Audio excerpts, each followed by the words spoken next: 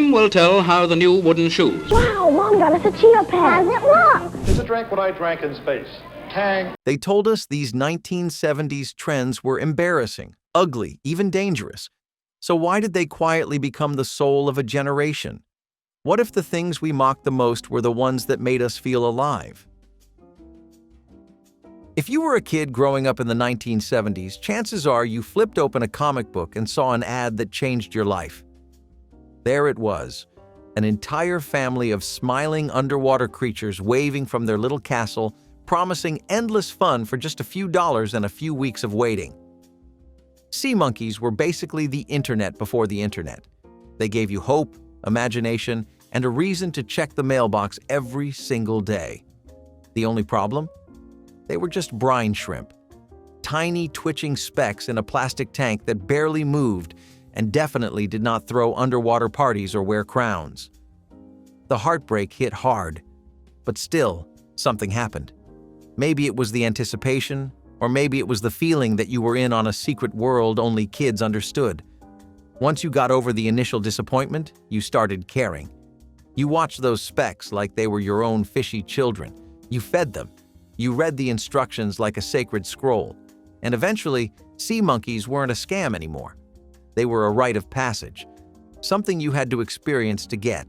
No one who actually tried them could deny the weird, wonderful place they carved out in your childhood.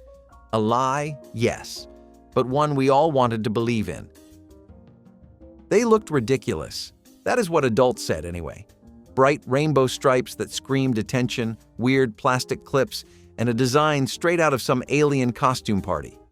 But in the late 1970s, everyone who mattered, by that we mean kids and teenagers, wanted one thing dangling from their shoulders: Mork from Mor Suspenders. Inspired by Robin Williams' breakout role in Mork and Mindy, these suspenders became the loudest badge of cool you could own. You did not even have to watch the show. You just had to see someone at school bouncing down the hall wearing a pair, laughing too loudly and acting a little weird. And you knew. You wanted that feeling. At first, even fans hesitated. Suspenders were something your grandfather wore with a tired suit and sagging socks. They were old, outdated. But add a splash of rainbow and the energy of an alien from the planet Orc, and suddenly they felt like rebellion. They felt like freedom. Everyone from middle school rebels to teenage pranksters latched onto the trend. It was not about fashion. It was about being loud without saying a word. You wore those suspenders like a warning label. This person does not play by the rules. And eventually, even the doubters wanted in. Because if Mork could wear them and win hearts across the galaxy, maybe you could wear them and win the lunchroom. At first glance, they looked more like props from a science fiction movie than actual furniture. Clear acrylic bubbles hanging from chains, suspended in midair like some sort of UFO seating pod. They were weird, alien, and confusing. Why would anyone want to sit in something that looked like it belonged on a space station? But then you sat in one, and everything changed. The bubble chair was not just a seat. It was an experience. The moment you leaned back, it was like the rest of the world disappeared. The plastic shell wrapped around you like a futuristic cocoon. Sound softened. Light bent around your field of vision. And just like that, the chaos of the world melted away. In a noisy 1970s living room with shag carpeting and loud wallpaper, the bubble chair became your quiet place. Your little pocket of peace. Designers hated it. Traditionalists hated it. But kids, teens, dreamers? They fell in love. They spun in it. They read books in it. They drifted off in a trance watching the television hum in the background. And for a trend that people originally laughed at, it stuck around for way longer than anyone expected. Because the bubble chair was not just weird, it was revolutionary. It proved that comfort could come from the most unlikely places. Imagine walking down the sidewalk, holding a stiff leash, talking to it like it was the best dog in the world. Except there was no dog. That was the entire point. Invisible dog leashes were one of the most bizarre gags to come out of the 1970s, and also one of the most strangely brilliant. The leash had a rigid wire inside, shaped to suggest the motion of a small dog, but without any actual pet. To the untrained eye, It looked like magic, or madness. People would stop, point, ask questions, laugh. And that was the whole joy of it. It was humor in motion. But the leash also did something deeper. It exposed how much we rely on visuals to accept what we see. Without a dog, it was just absurd. But with your confident strut and casual chatter, you sold the illusion. At first, adults rolled their eyes and called it nonsense. But the kids, they got it instantly. They turned sidewalks into stages and strangers into audiences. And what started as a joke soon became a form of expression, a way to bring a little silliness into a world that often took itself too seriously. The invisible dog leash was never just a toy. It was a statement, a reminder that not everything has to be real to make people smile. There was nothing quite like the feeling of riding a banana seat bicycle for the first time. The long, curved seat, the high-rise handlebars, the way the bike seemed to stretch out like a lowrider built for kids with dreams of speed and freedom. It looked goofy at first, like it was too much bike and not enough sense. But when you climbed on, you understood immediately. This was not just a bike. It was a ride. The kind of ride that made you feel bigger than you were, cooler, like you belonged on a summer road with no adults in sight and no plans for the day except maybe a trip to the corner store for some candy. These bikes were built for fun, not function. They turned corners with swagger. They made hills feel like roller coasters. They were the kind of trend that looked strange sitting still but came alive in motion. And even though plenty of grown-ups scoffed and said it was impractical or flashy, they never understood the magic. The banana seat was a throne, a chariot, a symbol of independence when everything else still had training wheels. They were wooden. They were chunky. They made a loud clomp every time you took a step. Clogs were the anti-shoe of the 1970s. And yet somehow, they became the fashion statement of the decade. At first, people mocked them. They looked like something a medieval farmer would wear, not a teenager headed to a rock concert. But fashion does not always listen to logic. Slowly, the tide shifted. Bohemian trends took over. The hippie movement gave rise to a whole new look, and clogs fit in perfectly. They were earthy, natural, different. People started pairing them with bell-bottoms and flowing skirts. Soon, what was once mocked became mandatory. Clogs also had an unexpected bonus. They were surprisingly comfortable. Once you got past the weight and the awkward shape, they molded to your foot like they were made just for you. They lasted forever. They were easy to slip on and off. And they made a sound that announced your arrival like a tiny personal drum roll. The world learned something about style in the 1970s. What feels right often looks right, even if it takes time to catch on. And clogs proved that the line between strange and stylish can be one confident step away. Step into any kitchen from the 1970s, and you will be greeted by two colors that defined a generation: avocado green and harvest gold. These colors were not just trendy. They were a movement, a rebellion against the sterile whites and grays of the previous decades. But when they first hit the market, people were not so sure. Who wanted a fridge the color of guacamole, or a stove that looked like it belonged in a barn? Critics called them loud, tacky, and too bold for the kitchen. But that was the point. They brought warmth, personality, a strange sort of comfort that made every meal feel like it came from a place of love, not a machine. It was less about design and more about feeling. Avocado green reminded people of nature. Harvest gold hinted at sunshine and homegrown meals. Eventually, the world caught on. These colors invaded everything: blenders, dishwashers, even phone cords. They became the standard, not the outlier. And while later decades would mock them endlessly, those who lived through it remember how alive those kitchens felt, how human, how cozy. Because sometimes, color is more than just color, it is a memory. They were weird. That was everyone's first thought. Foam platform flip-flops looked like someone glued a shower sponge to a sandal and called it fashion. But once you tried them on, something clicked, literally and emotionally. The soft, bouncy soles made every step feel like you were walking on marshmallows. Suddenly, you were 2 inches taller and twice as confident. And for many, that was enough. At first, they were beachwear, an odd novelty you picked up on vacation and wore as a joke. But then summer came around, and people started wearing them. Everywhere.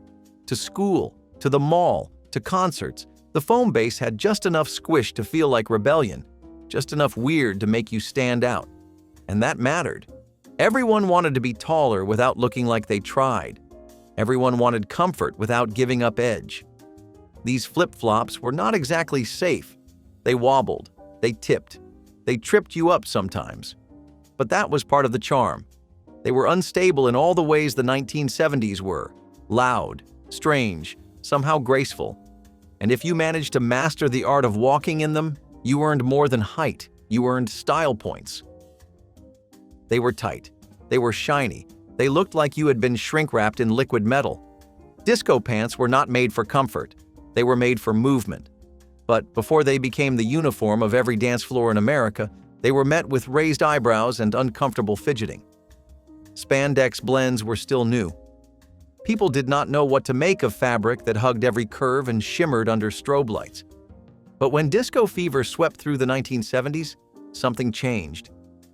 People wanted to shine, to spin, to sweat and sparkle under a mirror ball without losing a drop of flair. Disco pants did that. They turned your legs into disco balls. They caught every flash of light and reflected it like you were part of the show. And the more people danced in them, the more others wanted a pair, even those who doubted it at first. It was not about modesty.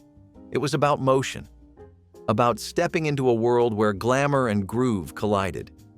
You did not just wear disco pants, you became part of the night.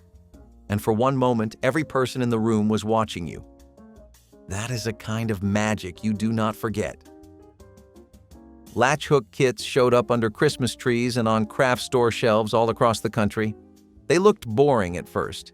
A mesh canvas, some yarn, and a weird little hook. But the moment you sat down with one, you got it. This was not just a hobby. It was therapy, disguised as art. You looped. You pulled. You built something from scratch, one tiny tuft at a time. And slowly, the image appeared. Maybe it was a rainbow. Maybe it was a cartoon cat. Maybe it was a psychedelic swirl of nonsense colors that only made sense to you. But it was yours. And it was soft. Latch hook rugs were the 1970s answer to stress balls and fidget toys.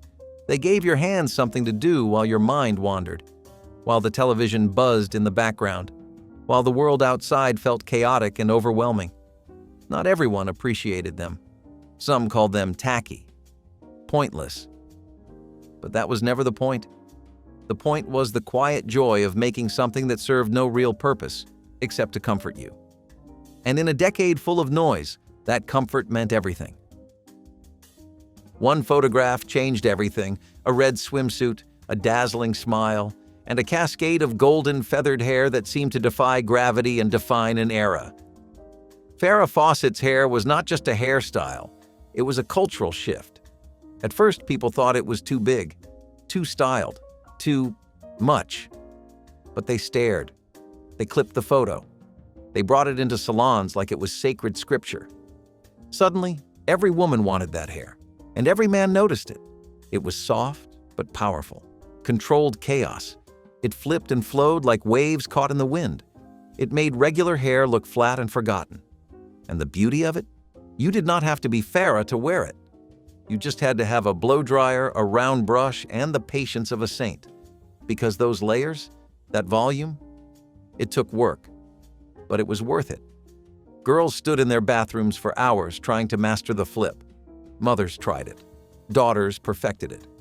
Even dolls and mannequins started showing up with the iconic cut. What once felt extravagant became the new standard. It was more than a look. It was a feeling. A kind of glamorous rebellion that said, yes, I'm allowed to take up space. Farrah gave the 1970s something beautiful to believe in, and her hair led the way. They looked like something straight out of a history book, Ruffles, high collars, floral prints, and ankle-length hemlines that screamed 1800s. At first glance, prairie dresses felt like a costume, too old-fashioned, too modest, too buried in the past. But then something strange happened. Women started wearing them everywhere, not to pretend they were pioneers, but to reclaim softness in a hard world. Prairie dresses were about comfort, freedom, letting your body breathe while still making a statement. In the chaos of disco balls and synthetic fabrics, prairie dresses brought quiet beauty back into fashion. They reminded people of something simpler, something that felt like home. At first, critics laughed. They called it a step backward. But the ones who wore them knew better. These dresses did not silence women. They gave them room to move, to twirl, to stand in the sun without a care in the world. It was a fashion revival wrapped in lace and nostalgia. The past, updated for the present. People began layering them with denim jackets, wearing them to concerts, picnics, and even protests. They became soft armor in a world that often demanded edges. Prairie dresses were not just about fashion. They were about memory, about honoring roots while still stepping forward. And for a while, they made the world feel just a little more peaceful. The first time someone saw a beanbag chair, they probably thought it was a deflated pillow with no purpose, no back support, no legs, no structure. Just a blob of squishy fabric filled with tiny beads, sitting there like a mistake someone forgot to throw out. But then, someone sat in it, and everything changed. Beanbag chairs did not care about proper posture or furniture rules. They molded to you. They embraced you like a soft, shapeless hug that said, "You do not have to sit like an adult right now." Kids loved them. Teenagers made them their throne. College dorm rooms practically built their entire identities around them. You could throw one into a corner, and suddenly it was the coolest seat in the house. And that was the thing. What seemed lazy and sloppy turned out to be genius. It was comfort without apology, a rebellion against stiff couches and uptight dinner chairs. Beanbag chairs became the symbol of do your own thing in a decade that desperately needed that message. The 1970s were messy, unpredictable, and loud. And so were these chairs. They belonged. They fit right in. And even if adults scoffed at them, they eventually sat down. And once they did, they stayed. There was a moment in the 1970s when you could walk into a party and see a couple wearing the exact same outfit, and somehow it worked. That was unisex fashion, a bold, strange, often mocked movement that blurred the lines between his and hers and replaced them with one loud, patterned, stretchy ours. At first, people hated it. Men in bell-sleeved shirts and wide-legged pants, women in tailored vests and matching blazers. It was confusing. It was risky. But it was also exactly what the 1970s needed. This was a time of rebellion, against war, against inequality, against the boring predictability of the decades before. Clothes were no longer just fabric, they were statements. And unisex fashion was a declaration that people could dress however they wanted and love whoever they wanted, without rules. Matching jumpsuits, his and hers flare jeans, bold stripes, earthy tones, and silky fabrics. At its peak, unisex fashion made you look twice. Not just at the outfit, but at the people wearing them. It made you ask questions. And sometimes, that discomfort turned into understanding. What started as a joke in some circles turned into a quiet revolution. Fashion was never just about looking good, it was about saying something. And in the 1970s, unisex fashion spoke loud and clear. It started with glue, just a little dab. Then came the cutout flowers from a worn magazine, a picture of a sunset, a vintage ad. You pressed them onto a wooden box or a tabletop, sealed them in with thick, shiny lacquer, and just like that, you were an artist. Decoupage art felt like a joke at first. Too simple, too cheap. Something your grandmother did on a rainy afternoon when the power went out. But in the 1970s, it exploded. Suddenly, every craft store sold kits, every home had a project, and every plain surface became a potential masterpiece. You could tell a story with nothing but scissors, glue, and a little patience. That was the real beauty of it. Anyone could do it. You did not need to paint or draw. You just needed an eye for moments, for pieces, for color and feeling. People covered trays, jewelry boxes, lamp bases, even furniture. What looked like kitsch became creativity. What felt like a time waster became therapy. There was something deeply personal about it. Every finished piece carried fingerprints, memories, tiny decisions made in silence. You might not have called it art, but it meant something. And in a world spinning fast with change, decoupage gave people a way to hold on to beauty, to build it, to create something out of nothing. They were pink. That was their crime. Bright, plastic, unapologetically pink birds stuck into perfectly good front lawns by little metal rods. People hated them. Homeowners associations banned them. Neighbors scoffed and mumbled things like eyesore and trashy. But they just kept showing up, like jokes you could plant in the ground. Yard flamingos were the middle finger to good taste, but they were also hilarious. They made people stop, smile, sometimes laugh. At a time when everything felt a little too serious, they gave permission to be silly. And that was powerful. People who put them in their yards were making a statement. I do not care what you think. This is my lawn, and I will fill it with plastic birds if I want to. And slowly, the irony turned into affection. What started as tacky turned into retro cool, vintage, iconic, even respectable. By the late 1970s, the flamingo had risen from lawn joke to lawn legend. They were in commercials, pop art, parties. College campuses even started competitions based on how many you could steal or spot. Yard flamingos survived because they refused to take themselves seriously, and eventually the rest of us stopped taking ourselves so seriously too. Chia. The jingle alone could wake 1,000 childhood memories. If you grew up in the 1970s or early 1980s, you knew exactly what that sound meant. A little terracotta animal, maybe a sheep, maybe a hedgehog, sitting quietly on a shelf, waiting for its magic coat of greenery to grow. At first it was absurd. A plant pet? A clay statue you smeared with seeds and hoped would sprout? It seemed like the kind of thing someone invented after a long, confusing nap. But then you tried it. You soaked the pet. You spread the seeds. You waited and waited. And then it happened. A sprout, then another. And suddenly your sheep had a green afro. Your turtle had a mossy shell. Chia Pets were weird, yes, but they were also amazing. They were science fair meets toy aisle, gardening without dirt, pets without responsibility. Kids loved them. Parents loved them more. And even though the concept was laughable to some, they brought joy. Pure, silly, leafy joy. They were a gift that made people smile, even if just for a moment. And in the chaos of the 1970s, that kind of joy was more important than anyone realized. The edges were wavy. That was the whole point. Lettuce hem clothing fluttered like little ripples of fabric, soft and strange and unapologetically fun. The first time someone saw it, they probably thought it was a sewing mistake, like someone had pulled the thread too tight and ruined the hem. But in the hands of designer Stephen Burrows, it became a signature, a statement. The look of motion and energy, of disco nights and dance floors where everything shimmered and spun. The lettuce hem was bold, feminine, unexpected. It gave plain t-shirts a twist, made skirts feel alive. Even tank tops had a personality when finished with that playful edge. At first, fashion critics scoffed. Too girly, too gimmicky. But then the dancers started wearing it.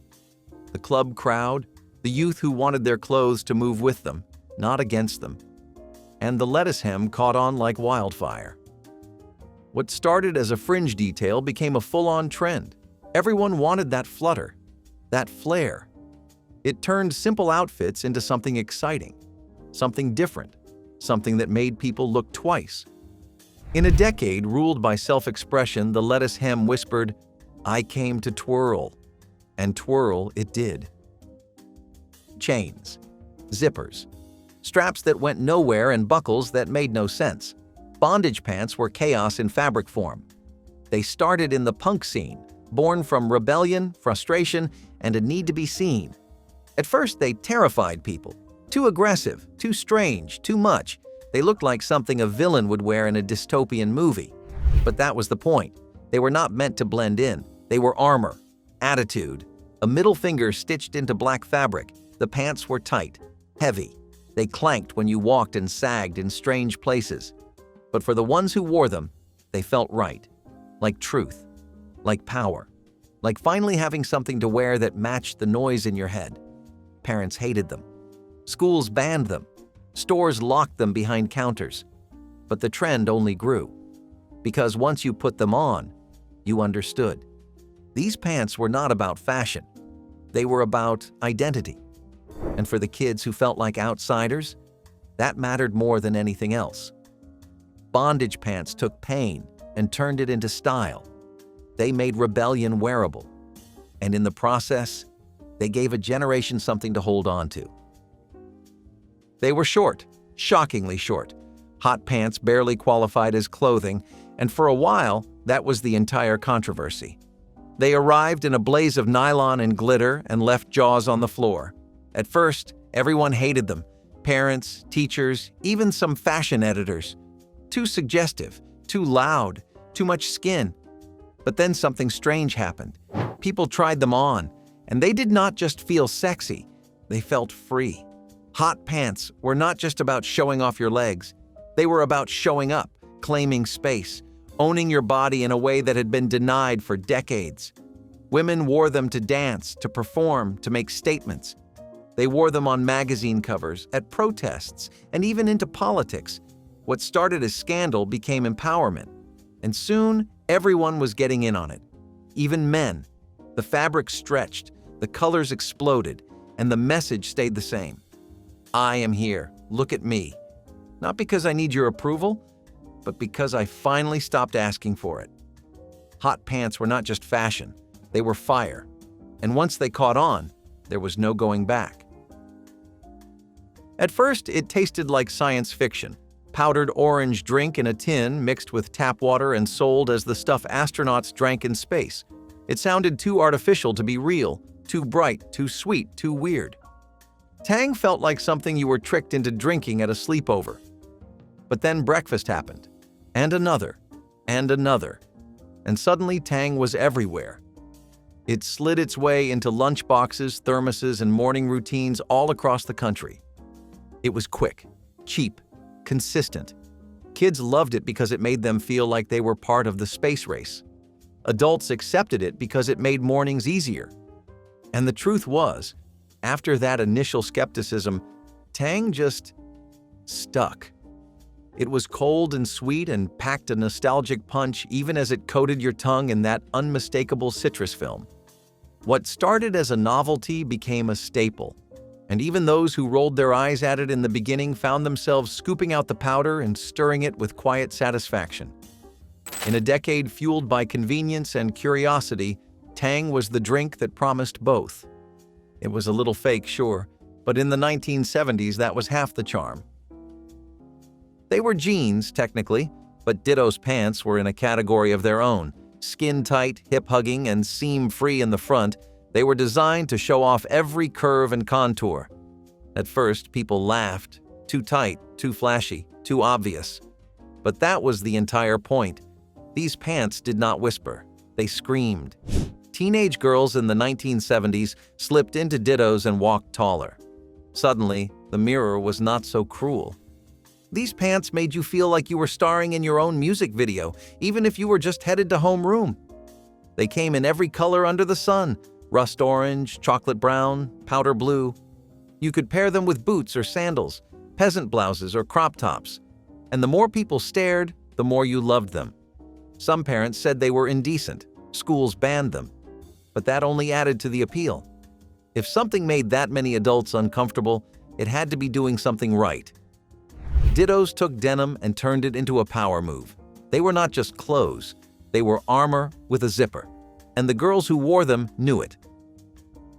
One zipper, one color, one piece of fabric that wrapped your entire body like you were headed to the future.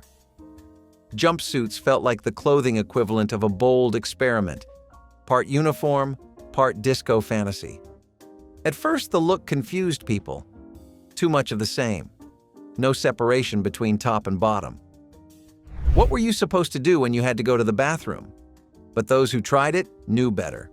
Jumpsuits were freedom disguised as fashion. No matching, no guesswork. You just stepped in, zipped up, and walked out looking like you knew what you were doing. Celebrities wore them. Musicians performed in them.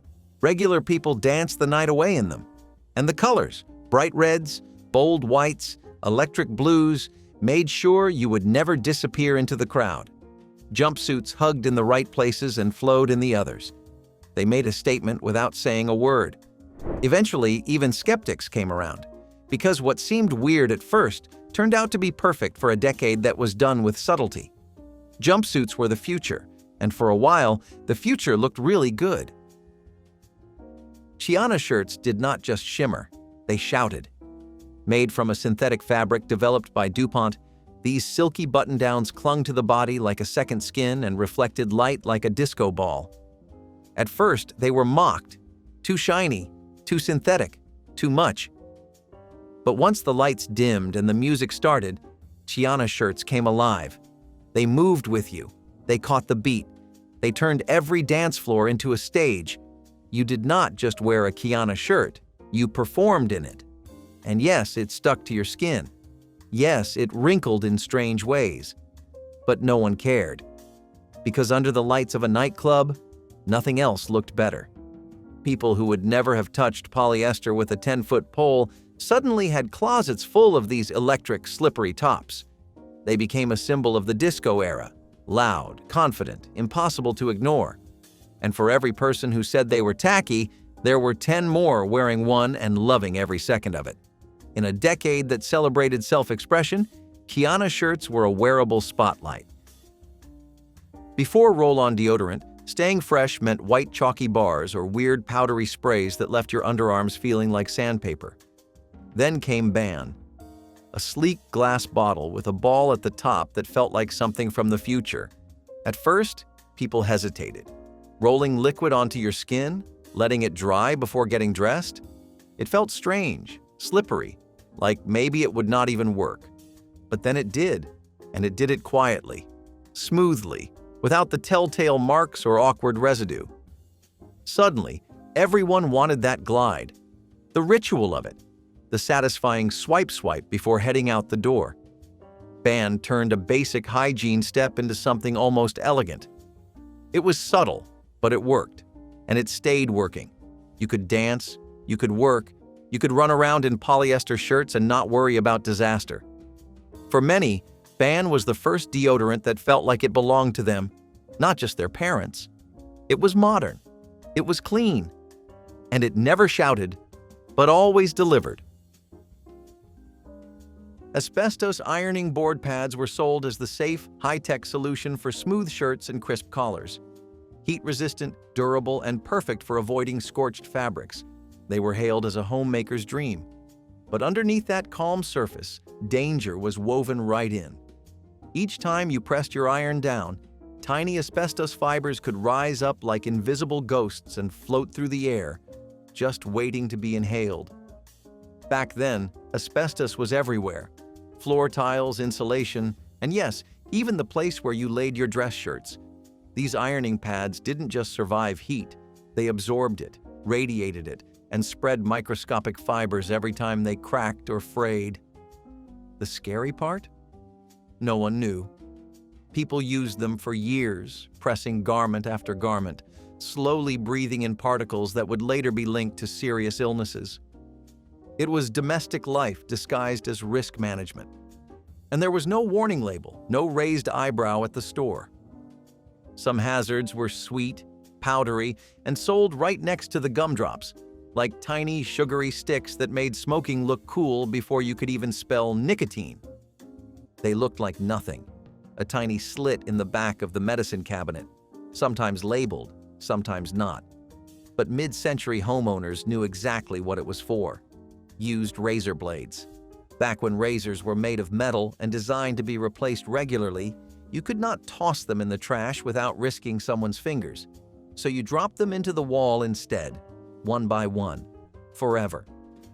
Builders thought they were doing something smart, safe disposal with no mess. But over time, those tiny drops added up. Home renovators have opened walls and found literal piles of old blades resting silently between the studs, untouched for 50 years. Today, the idea seems insane. But it was once standard practice. The slot was clean, tidy, out of sight. It solved a problem without really thinking about the future. And now, those future walls are filled with yesterday's solutions. The blade slot reminds us that even the safest-seeming features can have a hidden cost. That behind every smooth bathroom wall, there might be a quiet collection of rusting metal, forgotten by everyone except the house itself. The boombox was not just loud, it was a statement.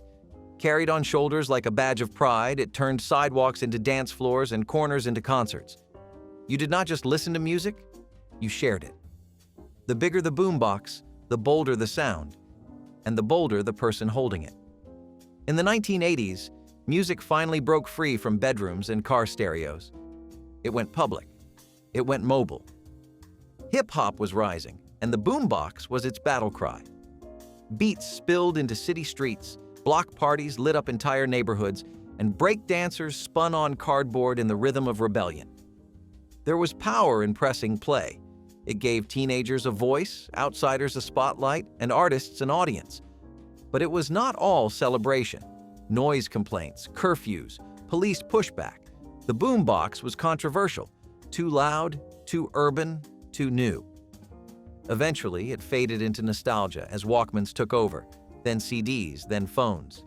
Today, music lives in our ears, not on our shoulders. We stopped announcing what we loved to the world. But those who remember, remember. The sound, the swagger, the freedom. When did we decide our joy should be silent?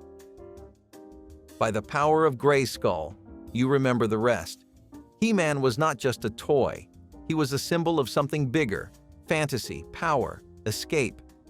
In the 1980s, action figures did not just stand still. They had stories, real ones. Candy cigarettes were a sugar-coated pipeline to adult bad habits. They came in little cardboard boxes that looked exactly like the real thing, filtered, flip-top, even with red tips to mimic a burning end. You'd pull one out, tap it against your hand like you'd seen in movies, and blow out a puff of cornstarch smoke that made you feel like the coolest kid on the block. They were sweet, chalky, and totally addictive, in flavor and in fantasy. For kids, they weren't just candy. They were props. You could strut around pretending to light up with confidence, then crunch it down in a few bites. Parents mostly shrugged. After all, it was just sugar, right? But looking back, these treats weren't as innocent as they seemed. The candy industry leaned into the trend with flashy packaging and even cartoon mascots, as if every 7-year-old needed their own pack of pretend smokes. But while candy cigarettes were bad enough, things got even more blatant once actual cigarette brands wormed their way into children's programming with smooth voices, catchy jingles, and cartoon cowboys who sold more than just action. It felt glamorous the moment you saw it. A tub built directly into the floor, surrounded by shag carpet, wall mirrors, and maybe a velvet step stool for good measure. Sunken bathtubs were the luxury trend of the 1970s, equal parts spa and movie set. You did not climb into them. You descended. And once inside, you could stretch out under low lighting and pretend you were in a Hollywood dream. But reality hit fast. These tubs were a pain to clean. They collected dust and mildew in every corner. Getting out was a full-body challenge. And one slip on a damp floor could turn elegance into an emergency. As trends changed and safety took priority, the sunken tub quietly faded from new builds. But remnants remain in homes that have not been updated since the disco era. There is something oddly romantic about seeing one today, even if it no longer works. A quiet echo of a time when style mattered more than function, when even a bath could be an experience. And while few people would install one now, they still capture a strange kind of magic.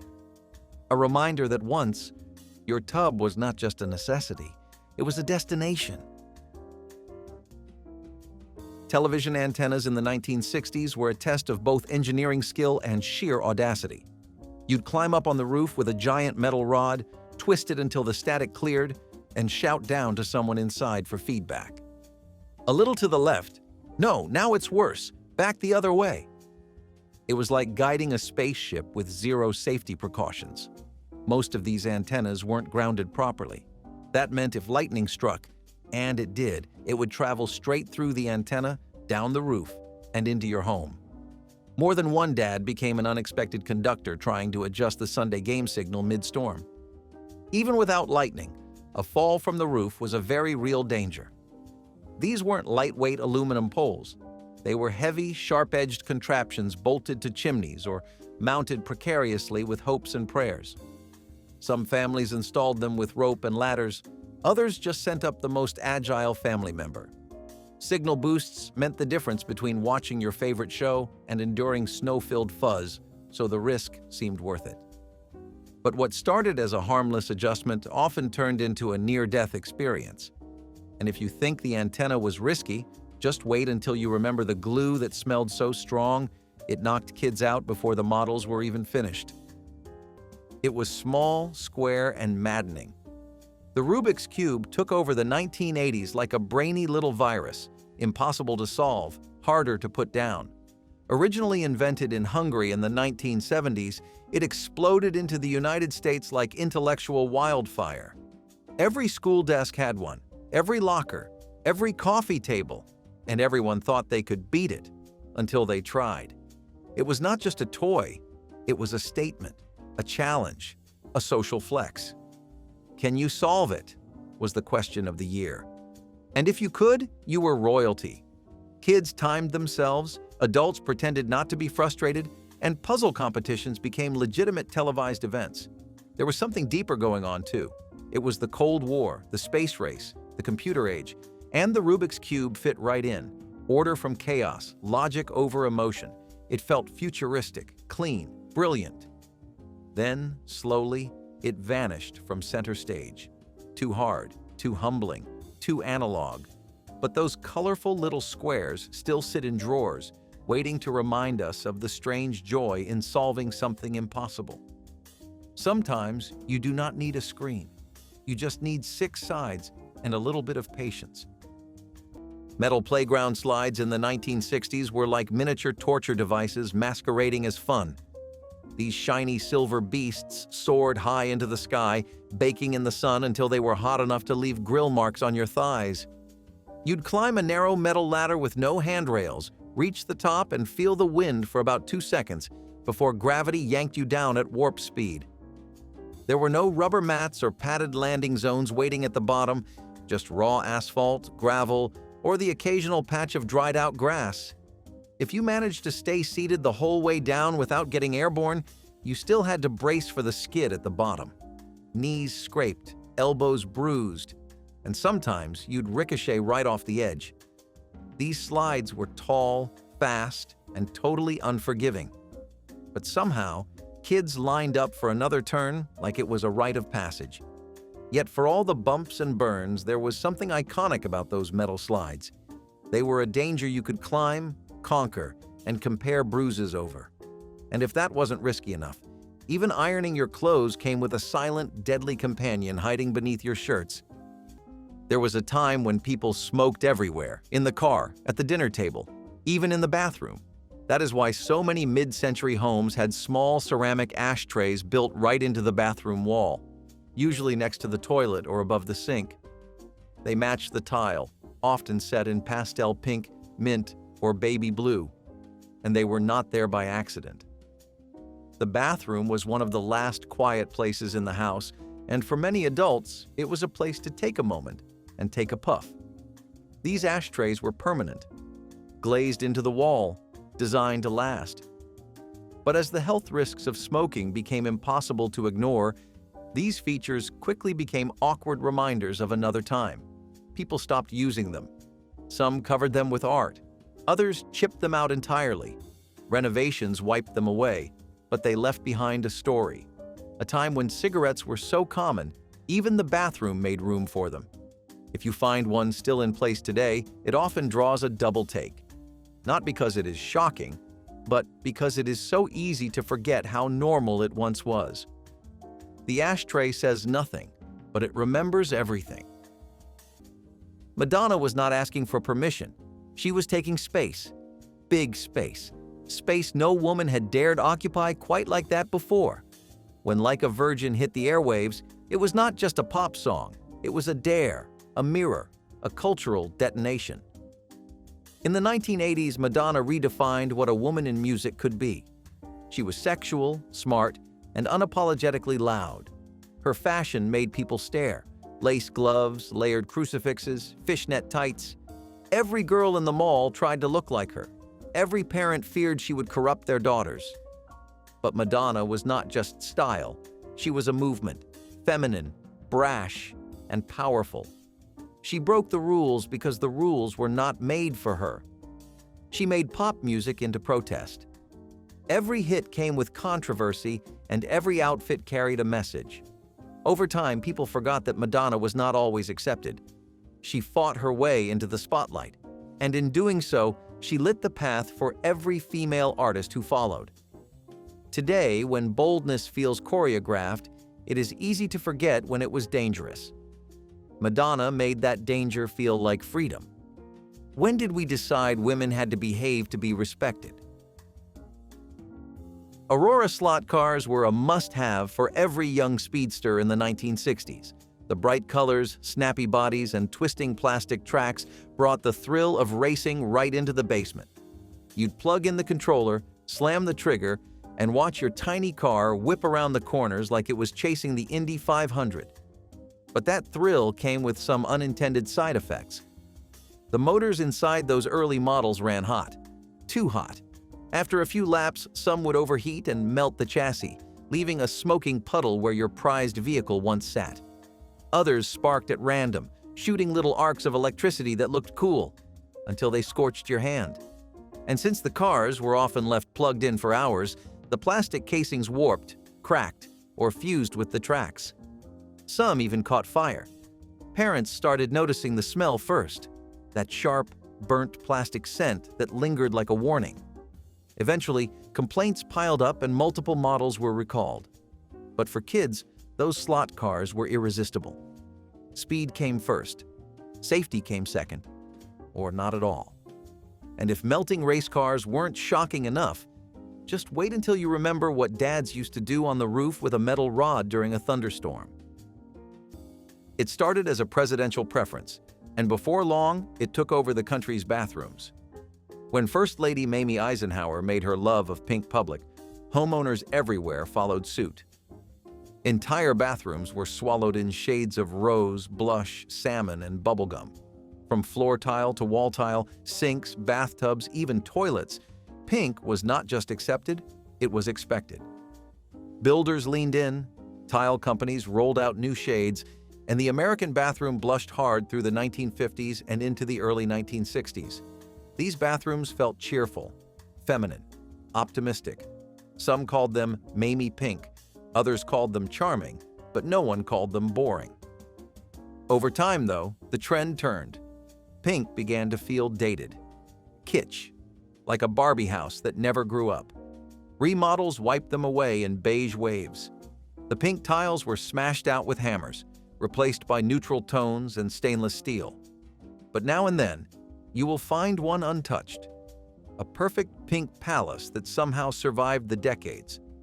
And standing in one is like stepping back into a world where color was not an afterthought, it was a lifestyle, and where a pink toilet did not feel strange, it felt presidential. Spray-on snow was a holiday must-have in the 1960s, a seasonal delight that turned every window into a frosted wonderland. Just shake the can, press the nozzle, and watch as fluffy white patterns appeared across the glass. It was festive, easy to use, and absolutely everywhere. The catch? That soft, pretty snow was often laced with lead-based pigment. Yep, neurotoxins right in the living room. Kids would draw smiley faces and snowflakes, breathing in fumes and getting it on their fingers before heading back to sip cocoa. Parents sprayed entire windows from top to bottom, unaware that every jolly doodle came with a microscopic health warning. When the holidays were over, wiping it off meant smearing fine white dust all over the furniture, and sometimes even using dry cloths that kicked it up into the air again. It stuck to glass, to hands, and to memories. Photos from the era show smiling kids standing in front of the stuff, glowing with seasonal pride and unknowingly inhaling trace amounts of heavy metals. Eventually, safer versions appeared on the market. But for a while, decorating windows was more toxic than tinsel. And if the snow spray didn't get you, the bed you fell asleep on might, because some kids literally snoozed on pillows filled with flammable fluff. She was always there, watching over the bathroom like a guardian of dignity and decorum. A porcelain head, maybe with painted lashes and a tiny smile peeking out from the top of a wide crocheted dress. Underneath that ruffled skirt, an emergency roll of toilet paper, hidden in plain sight. These toilet paper dolls were a hallmark of mid-century bathrooms, especially in homes with a certain flair for tradition. You did not just keep spare rolls visible, you dressed them up. Sometimes they were handmade with love, sometimes bought from a local craft fair, and sometimes they came from catalog orders with matching sets. They were oddly formal, oddly whimsical, and completely accepted. But as homes became more modern and bathroom designs leaned toward minimalism, these quirky guardians began to disappear. People wanted sleek lines, not frilly surprises. The dolls were packed away, given away, or just forgotten. Today, you might stumble across one in a secondhand shop, her skirt a little dusty, her smile unchanged. And in that moment, you remember a different kind of bathroom, one that was personal, playful, and just a little bit strange. Because once upon a time, hiding your toilet paper was not about shame. It was about style. Gasoline-scented model airplane glue was the secret sauce of childhood creativity and accidental intoxication. The solvent-heavy adhesive smelled like a gas station in July, sharp enough to make your nose sting and your eyes water. Kids would crack open the tube, squeeze out a glob, and before you could say ventilation, they'd be glassy-eyed and dizzy. This wasn't your average school glue. It was packed with toluene and other solvents that evaporated quickly, creating fumes that went straight to the brain. And back then, no one batted an eye. Parents assumed the lightheadedness was from excitement. In reality, kids were unintentionally getting high. Some took it further and started sniffing glue on purpose, leading to a whole wave of accidental addiction. It became a national concern. Stores put warning labels on the tubes. Glue brands changed formulas, but the damage was already done. For a brief moment, model kits were less about airplanes and more about buzzing in the back of your brain. That sharp chemical tang became the background scent of many basements, garages, and bedrooms. It stuck to your fingers, your clothes, and your memory. And the toys? Well, they often stayed unfinished because the builder was too loopy to finish gluing on the wings. But if model glue seemed risky, just wait until you see the next toy that looked exactly like a real weapon, down to the shell ejection. You could hear it before you saw it, that cheerful blip-blip melody echoing from a darkened corner of the local arcade. Then you saw the screen. A little yellow circle with a hungry mouth chased ghosts in a neon maze, and just like that, the world changed. Pacman was more than a game. It was a full-blown epidemic. Kids skipped lunch to play it, parents dropped quarters like candy, radio stations played songs about it. There were t-shirts, breakfast cereals, and even a cartoon series. It was not just fun. It was addictive. And it did something almost no other game had done before. It welcomed everyone. You did not have to be into space battles or dragons. You just had to know how to move and survive. Simple. Genius. And for many, unforgettable. Pacman became the face of a new era, a digital era.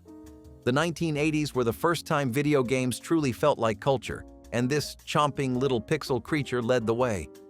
As consoles took over and arcades faded, Pacman lost his spotlight. But the mark he left was permanent. He taught us that a game could be more than entertainment. It could be identity. When was the last time a circle made the whole world spin? You could not miss it. At the time, it made perfect sense. Why step onto a cold tile floor in the middle of winter when you could sink your feet into soft wall-to-wall carpet? Carpeted bathrooms were the height of comfort in the 1970s and 1980s. Homes leaned into the cozy trend with colors like dusty rose, deep sea foam, or even chocolate brown. It was all about luxury on a budget, turning the bathroom into a spa-like retreat where even your toes felt pampered. But the dream did not last long. Carpet and moisture were never meant to be friends. Wet footprints, overflowing tubs, and steamy showers turned that plush carpet into a breeding ground for mildew. Shampoo spills left stains. Toilet leaks became dark, soggy secrets. Once people realized just how impossible it was to keep clean, the charm started to fade. Health officials and home renovation experts began to sound the alarm. Carpeting was ripped out, replaced with linoleum, tile, or anything that could be mopped and bleached. But for a generation of kids who remember brushing their teeth while their feet sank into a soft, shaggy floor, the memory sticks. It was warm. It was weird. And it was one of the strangest trends to ever take hold of the American bathroom. The bag of glass toy kit was one of those ideas that sounds like a joke, because it kind of was, but somehow ended up on actual store shelves.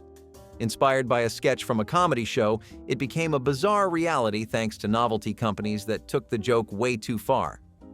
Inside the package? A small clear bag filled with sharp-edged plastic shards that looked, and in some cases felt, a whole lot like real broken glass. Some versions were labeled as safe plastic, but others? Not so much. The idea was that kids could pretend to play with shattered glass as a prank or just for laughs. But what could possibly go wrong, right? Tiny cuts, choking hazards, or just the sheer confusion of teaching kids that handling jagged shards was entertainment. Parents were either horrified or totally unfazed, depending on their sense of humor. The product didn't last long, and while this prank kit was short-lived, plenty of long-term household items were just as risky, like hair dryers with zero insulation and a plug that sparked like a lightning bolt near the sink. There was a time when stepping into a bathroom felt like diving into a bowl of guacamole. Avocado green tubs, harvest gold toilets, soft orange sinks. These were not mistakes. They were statements.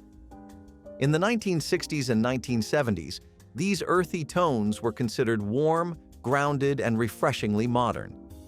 Designers took inspiration from nature and kitchens, believing that bathrooms should feel as inviting as any living space. But by the 1980s, that green started to resemble something less fresh, and the gold faded into a dull, outdated mustard. People began to regret their bold choices. New trends leaned toward beige, white, and chrome, colors that whispered clean rather than shouted retro. Remodels began to sweep these features away. Tubs were reglazed, sinks were replaced, and gold toilets were carted off to the dump.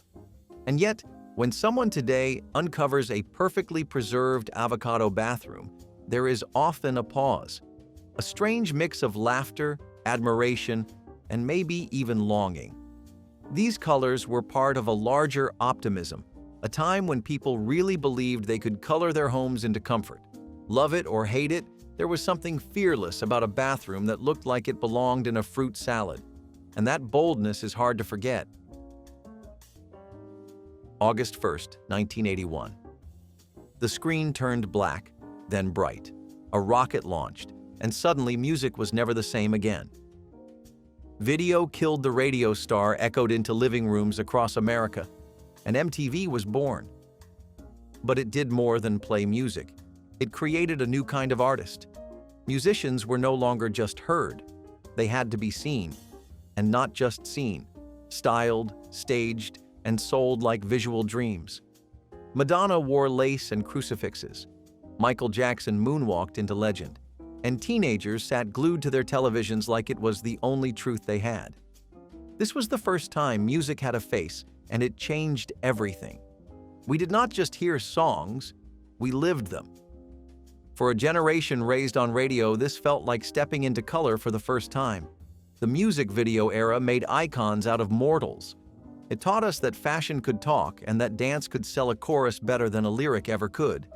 It was commercial, it was loud, it was brilliant. And for one fleeting electric moment, MTV was more than a channel. It was culture, burning neon and beautiful in the dark. When did we stop watching music with our eyes? If one of these trends hit home, share your favorite below, tap like, and subscribe for more blasts from the past.